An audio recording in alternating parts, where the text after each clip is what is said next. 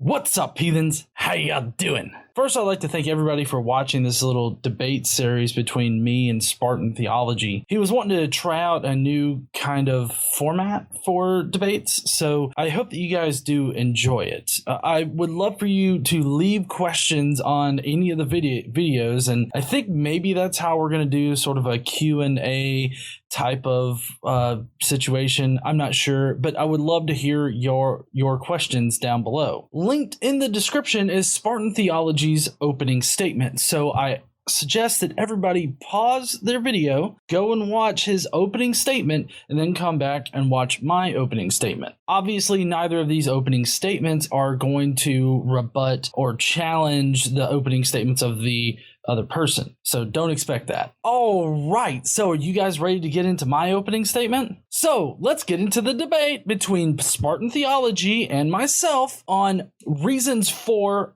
and against theism.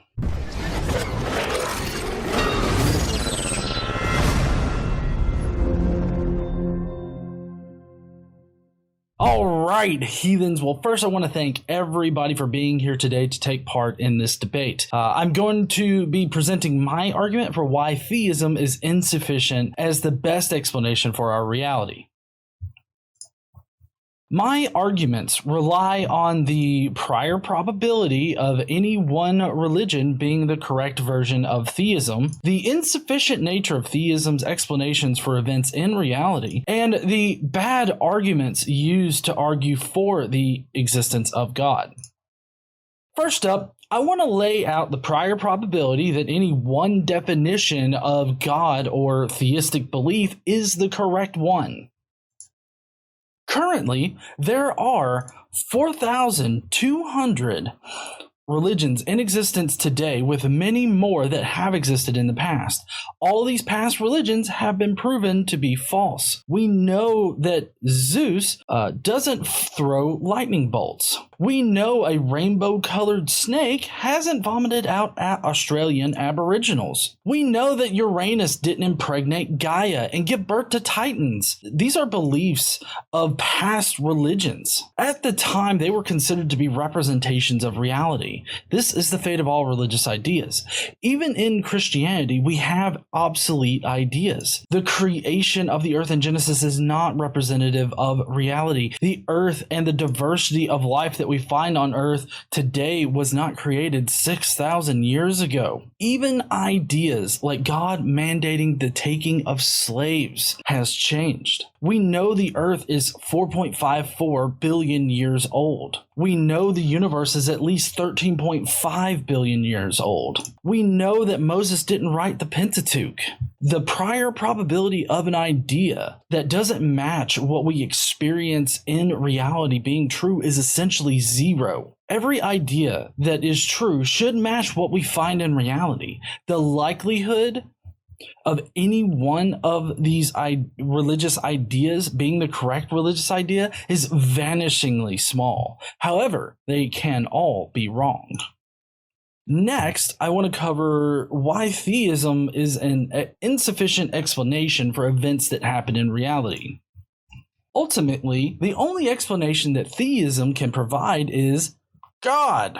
During the current pandemic, we have seen the inability of religion to explain anything about this situation or how to protect ourselves. Countless numbers of people have the irrational belief that they are covered in the blood of Jesus and therefore cannot contract a communicable disease. Preachers and pastors still demand their congregation meets for worship because they think they are immune to the disease simply because they are Christian. Going deeper into the theology, you would blame humans for viruses in general. Original sin in Christian theology is the reason why viruses even exist today. We disobeyed God, therefore we are to blame for this virus. We know that the current pandemic is a natural virus. It evolved from existing versions of the coronavirus. Claiming that the only reason why it exists is that a woman ate some fruit 6,000 years ago is irrational. Again, the only explanation that theism has is God. That's not an answer to anything.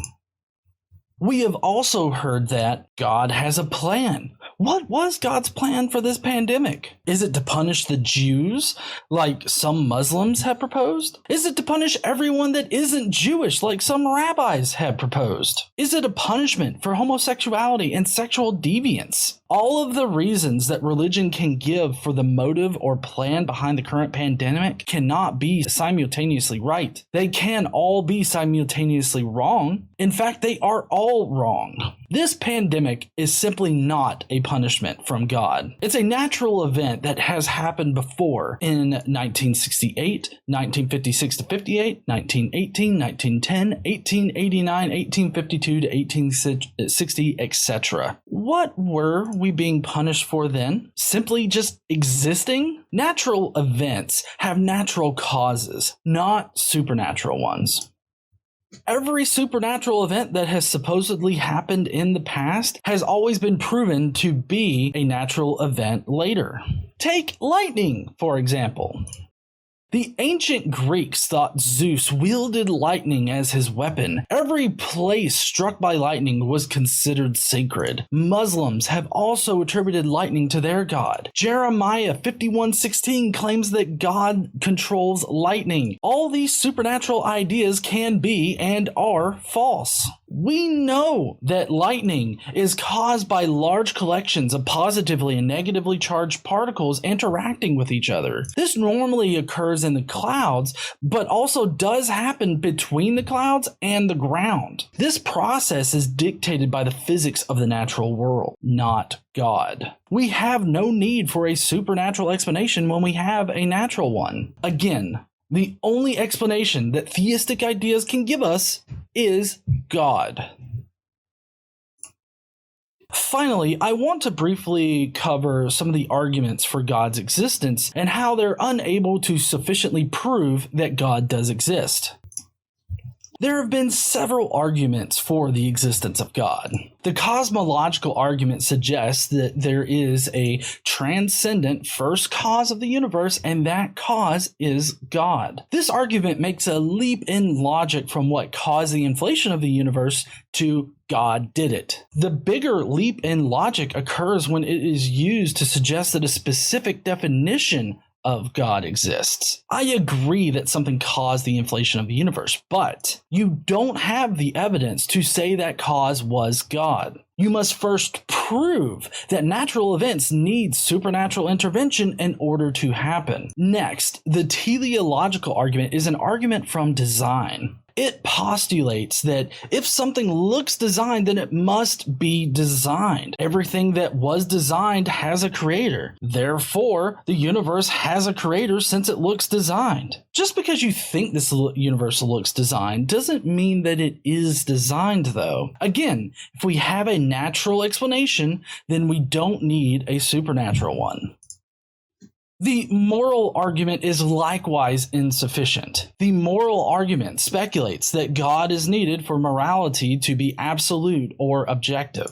If there is no absolute or objective morality, then everything is just an opinion. Since murder is absolutely wrong, then God must have written it on our hearts. This doesn't make any sense with what we experience in reality.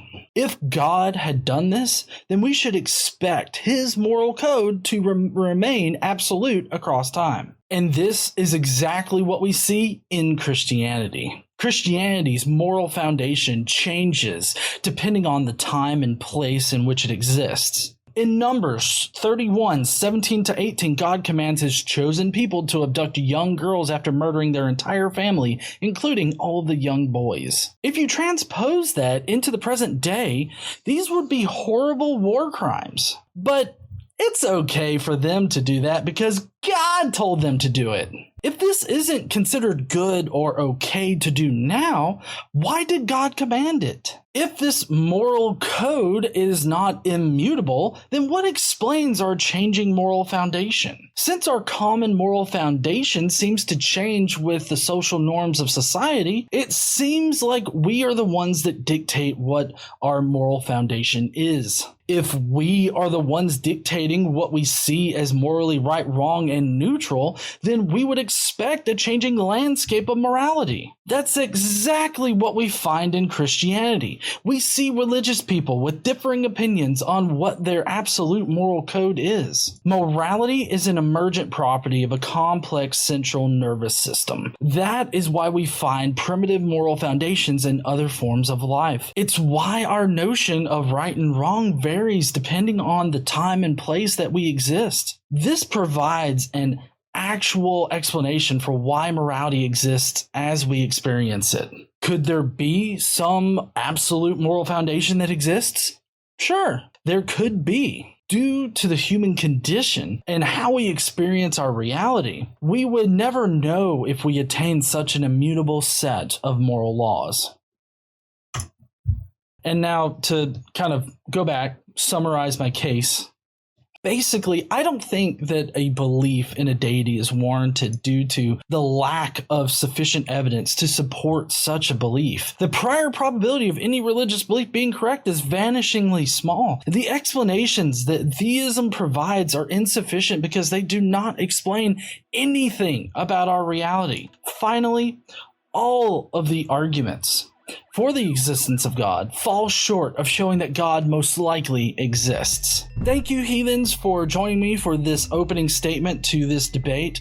Let me know down below if you went and you watched Spartan Theology's opening statement. What did you think about it? Do you have any questions about it? Let me know down below so that we can do a proper Q&A segment. I hope that you'll stay tuned for next week when we do the rebuttals to the opening statements. But before you leave out, be sure to smash that like button and subscribe if you like this kind of content. Don't forget to stand up and use your voice. Bye, heathens.